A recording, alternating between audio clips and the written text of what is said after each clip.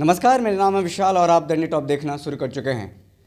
भारत सहित बिहार में कोरोना की तीसरी लहर आ चुकी है, जिसको लेकर के सरकार कई एहतियात कदम उठा रहे हैं। कई दुकानें बंद की गई है, कोचिंग संस्थान कॉलेजेस तो सभी को बंद किया गया है और सामान्य दुकानें रात 8 बजे तक ही खुली रहेगी। ऐसे में है कोरोना को लेकर कई लोगों को डर सता रहा है। आज हम बात करने के लिए इस विषय पर डॉक्टर बी मृणाल झा हमारे साथ मौजूद हैं, उनसे बात करेंगे। तमाम सवाल हमारे पास जिसको कि दर्शकों को जानना है, आपके सवाल जहन में है, उस सारा कुछ क्लियर करेंगे। और इस इंटरव्यू में देखिएगा क्या कैसे एहतियात बरता जाए कोरोना से जो तीसरी लहर है, ये कैसे बचा जाए। डॉक्टर साहब, सबसे पहले तो आपका स्वागत है हमारे दैनिक टॉप में। सबसे पहले तो मेरा जो सवाल है कि कोरोना के ये जो वेरिएंट है ओमिक्रॉन, कैसे समझेंगे कि ये डेल्टा वेरिएंट है, कैसे समझेंगे ये कोरोना का ये ओमिक्रॉन है, और नॉर्मल जो कोल्ड फ्लू है कैसे इसको डिफरेंस करेंगे। लोगों को सबसे पहले तो दिक्कत इसका सामना करना पड़ रहा है। नमस्कार। जैसा कि तीसरी लहर दस्तक दे चुकी है, अभी आप हमें कॉमन फ्लू हुआ है या ओमिक्रॉन से है या डेल्टा वेरिएंट है, कोरोना के कोई भी केसेज हो, सबसे पहले हमें अपने आप को, यदि हमको लगता है कि फीवर है या हमारे जुकाम हैं, इस तरह के कोई भी सिम्टम है, बॉडी एक है, तो हमें अपने आप को आइसोलेट करना चाहिए और हमको ये मान के चलना चाहिए। चूँकि तीसरी लहर आ चुकी है, इसीलिए कुछ भी हो, यदि आपके सिम्टम है तो ये आप मान के चलिए कि जब तक मेरा जांच में नेगेटिव नहीं आता है तब तक मैं पॉजिटिव हूँ। तो ये डिफ्रेंशिएट करना कि ओमिक्रॉन है या डेल्टा वेरिएंट है, इससे बहुत असर नहीं पड़ता है, क्योंकि हमको कम्युनिटी को भी बचाना है। तो हमको सबसे पहले, यदि हमको लगता है कोई भी इस तरह के सिम्टम आते मिलते हैं, तो सबसे पहले आइसोलेट कर लेना है। और पता इसका स्पेसिफिक तभी पता चल पाता है जबकि हम जांच करवाते हैं, RT-PCR करवाते हैं, उसमें यदि पॉजिटिव है तो हम कोरोना से पीड़ित हैं, यदि नेगेटिव है इसका मतलब कॉमन फ्लू है। उसके अलावा डेल्टा वेरिएंट है या उस जो ओमिक्रॉन है, उसके लिए जीनोम का स्टडी होता है, उसके बाद ये पता चलता है किस तरह के वेरिएंट है। ये हमारे लिए इम्पॉर्टेंट है कि यदि हमें सिम्टम होता है तो हमको अपने आप को आइसोलेट करना है। डॉक्टर साहब, कैसे समझें कि डेल्टा वेरिएंट से ये अलग है ओमिक्रॉन, कितना खतरनाक है ओमिक्रॉन या फिर कितना कम इफेक्टिव है ओमिक्रॉन डेल्टा वेरिएंट से? जहाँ तक ओमिक्रॉन की बात करें तो ओमिक्रॉन फैलता ज़रूर तेज़ी से है, लेकिन जो इसके सिम्टम्स बहुत ही माइल्ड होते हैं। आप देखें पूरे देश भर में जो पहला डेथ जो ओमिक्रॉन से हुआ है 3 से 4 दिन पहले हुआ है, इससे पता चलता है कि ये जो वेरिएंट है फैलता तेज़ी से है, लेकिन जो इसके सिम्टम्स हैं जो इसका प्रभाव है हमारे शरीर पे, वो बहुत कम असर डालता है। हमें ऑक्सीजन की ज़रूरत या ICU में भर्ती होने की जो संभावना है वो बहुत कम होती है इस वेरिएंट से। ओमिक्रॉन वेरिएंट में क्या क्या सिम्टम हो सकते हैं जिसके कि लोग आसानी से पहचान सके कि ये डेल्टा नहीं बल्कि ओमिक्रॉन है? नॉर्मल घर पे ही ठीक हो जाएगा या फिर RT-PCR टेस्ट कराने के बाद क्या क्या सिम्टम्स हैं? कुछ पॉइंट्स हमारे दर्शकों को बता दीजिए। है कि जो डेल्टा वेरिएंट हो या ओमिक्रॉन हो या कॉमन फ्लू है, इसके सिम्टम्स करीब करीब मिलते जुलते हैं। पहला सिम्टम है फीवर का होना। जो दूसरे जो सिम्टम है कॉमन कोल्ड, जो नाक बहना है, उसके अलावा शरीर में और सिर में दर्द हो सकता है, कमजोरी के लक्षण हो सकते हैं। इस तरह के वेग सिम्टम ही मिलते हैं। तो हमें उसके अलावा जो हमारे जो ऑक्सीजन के सैचुरेशन है, ब्रेथलेसनेस का कभी कभी फील होता है, लेकिन जब सीवियरिटी होती है डिजीज़ को, उस कंडीशन में जो 3-4 जो सिम्टम है, फीवर का होना, बॉडी एक, हेडेक और जुकाम, ये 3-4 सिम्टम है जो सब में कॉमन है। डॉक्टर साहब, अगर हम एज फैक्टर की बात करें, क्या बच्चों में ज़्यादा ओमिक्रॉन हो रहा है या फिर युवाओं में जो 18+ है, 65 से नीचे है या फिर 65 से एवब है, किस में ये ज़्यादा इफेक्टिव है, ज़्यादा किसको असर कर रहा है एज फैक्टर की बात करें तो? एज फैक्टर की हम यदि बात करें तो हम लोग अभी चिंतित हैं बच्चों को लेकर के, खास करके। जैसा कि तीसरी लहर आने के पहले भी हमारे जो साइंटिस्ट थे, हमारे जो डॉक्टर्स हैं, हमारे जो ICMR है, वो बता रही थी कि बच्चों पे ये ज़्यादा असर करेगा इसका। और चिंता इस बात के कारण भी है कि जो हमारे बच्चे हैं वो वैक्सीन नहीं लिए हुए हैं। इसके कारण देखेंगे कि जो हमारे कॉलेज या स्कूल को बंद कर दिया गया है, एहतियात के तौर पर बंद किया गया है। हम अभी जो गवर्नमेंट की प्रायोरिटी है, जो 15 साल से 18 साल के जो युवा हैं उनको भी अभी वैक्सीन मिल रहा है। जहाँ तक बच्चे अभी ज़रूर इफेक्टेड ज़रूर हैं, लेकिन सीवियरिटी कुछ नहीं मिल रहा है ऐसा जैसे कि बच्चे के जान पे खतरा हो, ऐसा कोई लक्षण या हमारे ऑल ओवर इंडिया जितने भी गवर्नमेंट के हॉस्पिटल्स हैं, प्राइवेट हॉस्पिटल्स हैं, इसमें दूसरी लहर की तुलना में जो तीसरी लहर है उसमें बहुत कम इसका इफेक्ट देखने को मिल रहा है। संक्रमण दर ज़रूर ज़्यादा है। आपने कहा एज की बात कहा, तो एज स्पेसिफिक अभी कुछ ये नहीं है, थोड़ा देखें जो युवा वर्ग में थोड़ा ज़्यादा है इसका जो असर है दिख रहा है। उसका कारण, सबसे बड़ा कारण हमें जो लगता है वो वैक्सीन नहीं लेने के कारण लगता है। डॉक्टर साहब, आपने बताया कि बच्चों में ज़्यादा इसको असर देखने को मिला है, तो पेरेंट्स इसको लेकर के चिंताजनक बताए जा रहे हैं, लेकिन किस तरह से उपाय करें घर में? क्योंकि जब बच्चा इफेक्टिव होता है तो उसको ज़्यादा कुछ पता नहीं चलेगा, ना तो उसके स्वाद में कुछ असर दिखेगा, नॉर्मल फ्लू भी हो सकता है। तो घर में क्या ऐसे सामान रखना चाहिए, क्या दवाइयाँ रखनी चाहिए बच्चों के लिए, जो कि पेरेंट्स को लगे कि नहीं मैं इसको ले करके बच्चा ठीक हो जाएगी, फिर डॉक्टर के पास ले जा सकता है? पहली बात है कि यदि हम आइसोलेटेड रहेंगे, यदि तो चूँकि बच्चे घर में ही रहते हैं, साथ में ही रहते हैं, तो बच्चों को आइसोलेट करना बहुत ही ज़रूरी है। जो हमारे जो शिक्षण संस्थान है उसको बंद कर दिया गया है एहतियात के तौर पे। इसके अलावे बच्चे का जो मूवमेंट है, जो बाहर तो निकलने, जो खेलने के लिए या जू में या पार्क में, उसको भी रिस्ट्रिक्ट कर दिया गया है। इसके अलावे यदि हमको लगता है कि फीवर है या बच्चे जुकाम से ग्रसित हैं, तो जो एक सिंपल जो पैरासीटामॉल है वो रहना चाहिए, घर में रहना चाहिए एहतियात के तौर पे। फीवर परसिस्ट करता है तब फिर हम लोग उसमें एजिथ्रोमाइसिन या फिर जो बी कॉम्प्लेक्स जिंक के साथ उसमें ऐड करते हैं। बहुत घबराने की ज़रूरत नहीं है, बस एहतियात की ज़रूरत है इसमें। डॉक्टर साहब, कोरोना के फर्स्ट फेजेज़ में, सेकेंड फेज़ में हमने देखा था कि थोड़ा सा भी कोरोना का संक्रमण दिखा लोग हॉस्पिटलाइज हो जाते थे। थर्ड वेव में, तीसरी लहर में ऐसा कुछ देखने को नहीं मिला। कब पता चलेगा कि हमें अब हॉस्पिटलाइज हो जाना चाहिए, डॉक्टर के पास जाना चाहिए? कब ऐसा सिम्टम पता चलेगा? आप देखेंगे जो से दूसरी लहर में हम लोग बहुत चिंतित ज़्यादा थे, वरीड ज़्यादा थे। इस लहर में देखते हैं जो सिम्टम्स भी कम है और जो चिंता की बात है वो भी थोड़ी सी कम इसलिए है कि जो सिम्टम्स कम मिल रहे हैं, सीवियरिटी कम है डिजीज़ का। लेकिन जहाँ तक हॉस्पिटलाइजेशन की बात करें तो घर में हमें एक छोटा सा यंत्र होता है, पल्स ऑक्सीमीटर बोलते हैं, जिसको उंगली में लगाने से आपका ऑक्सीजन का सैचुरेशन पता चलता है। बहुत ही सिंपल है। उसमें यदि हम देखते हैं कि हमारा जो ऑक्सीजन सैचुरेशन है 94 के एबव है, तो किसी भी हॉस्पिटलाइजेशन का ज़रूरत नहीं है हमें।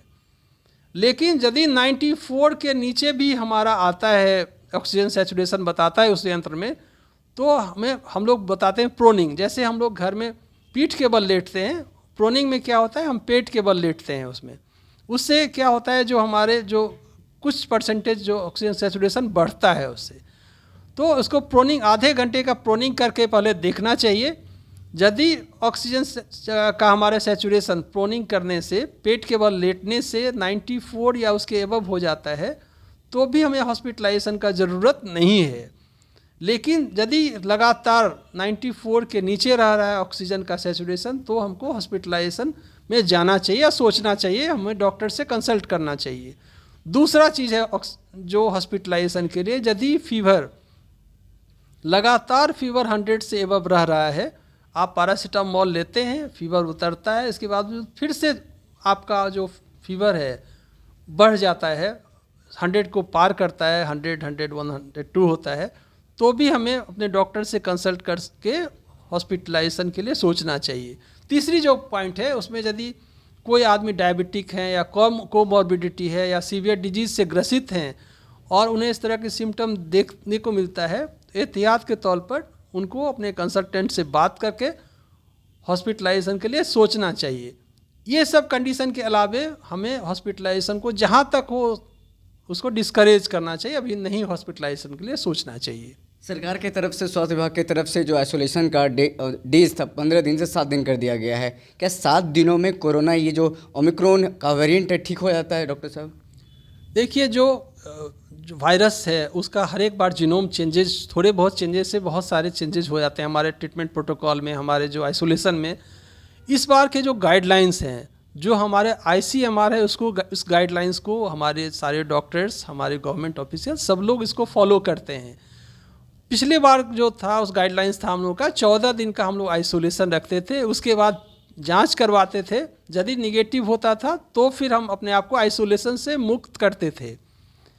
इस बार का जो गाइडलाइंस है उसमें ये कहा गया है कि यदि आप जिस दिन आपको लगता है कि आपको सिम्टम हुए, फीवर हुए, जब आप जांच करवाएं, आपका जब जिस दिन पॉजिटिव निकलता है उसके 7 दिन तक आपको आइसोलेशन में रहना है। इसके अलावे आपको उसके बाद फिर से जांच कराने की शायद ज़रूरत नहीं है, लेकिन ये एज ए रूल नहीं है। उसमें फिर एक चीज़ और बताया गया है कि जब आपका 7 दिन बीतने के बावजूद भी यदि आपको फीवर परसिस्ट कर रहे हैं तो आपको और एक्सटेंडेड आइसोलेशन का ज़रूरत है। आपके फीवर भी कम से कम, आप फीवर से, बुखार से मुक्त हो कम से कम 3 दिन तक, उसके बाद ही आप चौथे जैसे आप आइसोलेशन जो अपना है उसको से मुक्त हो सकते हैं। तो इस बार का गाइडलाइंस यही है और हम ICMR को फॉलो करते हैं, इसलिए हम पिछली बार की तुलना में पिछले 14 दिन को इस बार 7 दिन किया गया है, जो सही है। कोरोना को लेकर के वैक्सीनेशन ड्राइव भी चलाया जा रहा है। जो कि फर्स्ट डोज ले चुके हैं उसको सेकेंड डोज लेने के बाद के, लेकिन दोनों डोज लेने के बाद भी कई लोग कोरोना से संक्रमित हो रहे हैं। लोग डर रहे हैं कि क्या कोरोना का वैक्सीन कारगर नहीं साबित हो रहा है। ऐसे में किस तरह से लोगों के मन से ये डर निकाला जाए?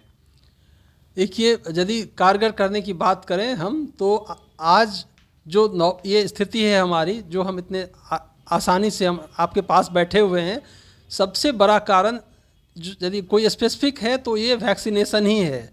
कितने भी आप कोई भी बीमारी या किसी भी इलाज की बात करें, किसी भी दवा की बात करें, 100% इफ़ेक्टिव कोई भी दवा नहीं होती है। मैं आपको बताऊं, जो हमारा हॉस्पिटल है पालिका विनायक हॉस्पिटल, दूसरी लहर में हमने देखा कि हमारे सारे स्टाफ ICU में भी काम कर रहे थे, लगातार काम कर रहे थे, लेकिन सबसे खुशी की बात यह है कि हमारे केवल एक जो हमारे वो भी एक्सरे टेक्नीशियन थे, उसको 2 दिन हमको नॉर्मल एक बेड पे ज़रूरत पड़ा हॉस्पिटलाइजेशन का। इसका सबसे बड़ा कारण हमको ये लगता है कि हमारे जितने भी स्टाफ थे सो वैक्सीनेटेड थे। तो वैक्सीन ही एकमात्र उपाय है जो स्पेसिफिक, जो ज़रूर लेना चाहिए। जहाँ तक आप बात कर रहे हैं, जो वैक्सीन लेने के बावजूद भी केसेज होते हैं या तो उसके सिम्टम्स बहुत माइल्ड हैं और वैक्सीन बहुत इफ़ेक्टिव है। 100% तो नहीं, लेकिन बहुत इफ़ेक्टिव है, बहुत इफ़ेक्टिव है, बहुत इफ़ेक्टिव है। इसलिए हमको ऑलवेज वैक्सीनेशन को इनकरेज करना चाहिए, गवर्नमेंट को भी, और साधुवाद देना चाहिए, धन्यवाद देना चाहिए हमारी रिसर्च जो टीम है उसको भी, कि इतने कम समय में आप देखेंगे, जो वर्ल्ड के पूरे हिस्ट्री में देखेंगे तो जो कोई वायरस पे इतना कम समय में वैक्सीन को नहीं डेवलप किया गया। और हमारे वैक्सीन तो हम 70% कहते हैं, लेकिन उससे ज़्यादा कारगर हमारे वैक्सीन हैं। और यदि कोई वैक्सीन लिए हुए आदमी इफ़ेक्टेड होते भी हैं, तब भी उनके जो इफ़ेक्ट हैं, जो सिम्टम्स हैं, वो बहुत माइल्ड हो रहे हैं। उसका सबसे बड़ा कारण वैक्सीनेशन ही है। डॉक्टर साहब, अब बूस्टर डोज की बात हो रही है, क्या बूस्टर डोज लोगों को लेना ज़रूरी है? क्योंकि जो 2 डोज ले चुके हैं उनको लगता है कि वैक्सीन हम ले चुके हैं, बूस्टर डोज की ज़रूरत नहीं है। क्या कहेंगे तमाम दर्शकों से जो कि बूस्टर डोज लेने से कोताही कर रहे हैं? देखिए, बूस्टर डोज है क्या कि का जो अभी शुरू हुआ है 10 तारीख से, अभी 9th है, कल से हम लोग भी सोच रहे हैं हमें भी बूस्टर डोज लेना है। जब भी आप कोई भी दवा लेते हैं जैसे, या कोई वैक्सीन लेते हैं, उसके एक सर्टेन जो टाइम है उसी समय तक आप उसका प्रभाव रहता है। ये जो वैक्सीन है उसको हम लोग मान के चल रहे हैं कि 9 महीने तक करीब, अभी चूँकि बीमारी भी नया है, रिसर्चेज अभी लगातार चल रहे हैं, जो उसको सेफ मानते हैं हम लोग। उसके बाद क्या है कि जो हमारा जो प्रतिरोध की जो क्षमता है, जो वो धीरे धीरे कम होने लगती है।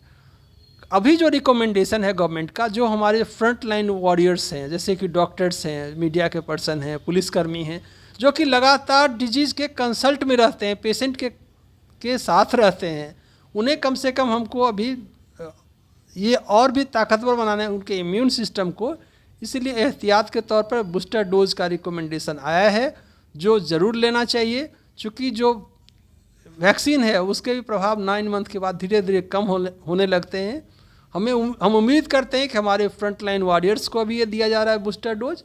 आने वाले टाइम में जनरल पॉपुलेशन को भी यदि ज़रूरत होती है, हमारा जो रिसर्च चल रहा है उसके हिसाब से हम चाहेंगे यदि ज़रूरत पड़ेगा तो जनरल पॉपुलेशन को शायद दिया जा सके, लेकिन फ्रंट लाइन वॉरियर्स को ज़रूर लेना चाहिए। डॉक्टर साहब, मेरे मन एक सवाल आ रहा है कि जो कि प्रेग्नेंट वुमेन है, अगर उनको कोरोना हो जाता है तो किस तरह से वो घर में रह करके या फिर डॉक्टर के पास जा करके अपना इलाज करवा सकती है? क्या कुछ एहतियात बरते जा सकते हैं? बहुत सही आपने कहा कि जो हमारे जो प्रेग्नेंट जो लेडी हैं या तो उस केसेस में भी चूँकि उनका इम्यून सिस्टम ऑलरेडी कम होता है और उनके अंदर भी एक जो है जो इम्यूनिटी है वो कम हो चुकी रहती है, तो ट्रीटमेंट तो प्रोटोकॉल शायद वही हम लोग ऐसे ही रखते हैं, लेकिन उनको केयर करने के लिए हम लोग थोड़ा अर्ली हॉस्पिटलाइजेशन का या फिर जो हमारे जो कंसल्टेंट हैं उनके निगरानी में ही उनको रखते हैं। यही हम लोग करते हैं। ट्रीटमेंट प्रोटोकॉल सेम रहता है जैसा कि दूसरे पेशेंट में होते हैं। डॉक्टर साहब, एक और इम्पॉर्टेंट सवाल है कि जिस तरह से डेल्टा वेरिएंट पे हमने देखा था कि स्वाद चला जाता था, सांस लेने में दिक्कत होती थी, ओमिक्रॉन में ऐसा कुछ स्वाद का जाना या फिर सुगंध में बदलाव आना, ऐसा कुछ होता है क्या? जी, जो अभी भी जो केसेज हैं हम लोग के यहाँ मिल रहे हैं उसमें डेल्टा वेरिएंट ओमिक्रॉन की जो परसेंटेज देखेंगे खास के बिहार में वो बहुत कम है। जो डेल्टा वेरिएंट है जो स्वाद में है या जो स्मेल का जो सेंस होता है सब लोगों को नहीं होता है, लेकिन आप कुछ लोग हैं जो उसको जो सिम्टम अभी भी देखने को मिलता है, लेकिन केवल उससे हम नहीं पता कर सकते हैं कि हम यदि हमें स्मेल का सेंस अभी भी है तो हमें शायद कोरोना नहीं हुआ है, या हमको सेंस चला गया है स्मेल का तो कोरोना हो गया है। ऐसा कुछ जो हमारे जांच है वही स्पेसिफिक जांच है, उसी से पता चलता है कि हम ग्रसित हैं उस बीमारी से या नहीं ग्रसित हैं। डॉक्टर साहब, एक आखिरी सवाल है युवाओं को लेकर के। युवा लगातार सिगरेट पीते हैं, कुछ लोग कुछ और सेवन करते हैं, क्या उसका असर कोरोना पर भी होगा या फिर जिस तरह से वो लोग कहें सिगरेट छोड़ देना चाहिए? कई ऐसे दोस्त हैं जो बताते हैं कि सिगरेट कोरोना के लिए खतरनाक है, नहीं पीना चाहिए, क्या कहेंगे? सिगरेट पीना वैसे भी स्वास्थ्य के लिए बहुत ही हानिकारक है, उसको डिस्करेज करना चाहिए। जहाँ तक चूँकि सिगरेट से चूँकि डायरेक्टली आपका कांटेक्ट होता है, सिगरेट कोरोना का भी वाहक हो सकता है, जैसे मल्टीपल जो, तो इसलिए इसको डिस्करेज करना चाहिए। उसके अलावे हमारे जो लंग्स का जो कैपेसिटी है वो डैमेज होता है सिगरेट पीने से, तो यदि कोई जो स्मोकर हैं, चेन स्मोकर हैं खास करके, उनको यदि असर पड़ता है, कोरोना से ग्रसित होते हैं, तो उनकी जो संभावना होती है हॉस्पिटलाइजेशन की या सीवियरिटी की डिजीज़ की वो बढ़ जाती है। इसलिए चेन स्मोकर में इसकी जो सीवियरिटी ज़्यादा मिलती है, इसलिए स्मोकिंग को डिस्करेज करना चाहिए। डॉक्टर साहब, आखिरी बार हमें तमाम दर्शकों को ये बता दें कोविड प्रोटोकॉल के तहत सामान्य जो बातें हैं क्या क्या करनी चाहिए? सबसे पहला चीज़ है, यदि किसी भी हमें लगता है कि हम उससे ग्रसित हैं या फीवर हुआ, जो सिम्टम्स कुछ भी मिलता जुलता है, हमको अपने आप को आइसोलेट करना चाहिए। यदि 100 से ज़्यादा फीवर है तो हमको सिंपल पैरासीटामोल लेना है 500 मिलीग्राम या 650 milligram according to body weight के हिसाब से। इसके अलावे जिंक और बी कॉम्प्लेक्स के साथ लेना है। यदि फीवर या खांसी परसिस्ट करता है तो एजिथ्रोमाइसिन लेना है। और यदि कोई सिम्टम नहीं भी हैं तो जो कोरोना जो हमारे जो नॉर्मल जो हम करते हैं उसको करते आए हैं पिछले 2 साल से, उसको करना है। जो 2 गज दूरी, मास्क है ज़रूरी, साबुन से हाथ धोते रहना है, लगातार धोना है, और जो एहतियात बरतना है उसको करना है, भीड़ भाड़ में नहीं जाना है। इस चीज़ों को लगातार करते रहना है, तभी हम कोरोना से लड़ पाएंगे और कोरोना को मात देंगे, कोरोना को हराएंगे। बहुत बहुत धन्यवाद सर। हमारे साथ बात करने के लिए बी झा मृणाल डॉक्टर साहब थे। उन्होंने तमाम कोरोना प्रोटोकॉल के बारे में क्या कुछ चिंताजनक बातें हैं, क्या कुछ एहतियात बरतने चाहिए, क्या कुछ दवाई रखनी चाहिए बुजुर्गों को लेकर के, युवाओं को लेकर के, प्रेग्नेंट महिलाओं को लेकर के या फिर बच्चों को लेकर के तमाम सवालों का जवाब दिया है। अगर आप कोरोना पॉजिटिव हैं तो आपको डरने की ज़रूरत नहीं है, 7 दिन में आप ठीक हो जाएंगे।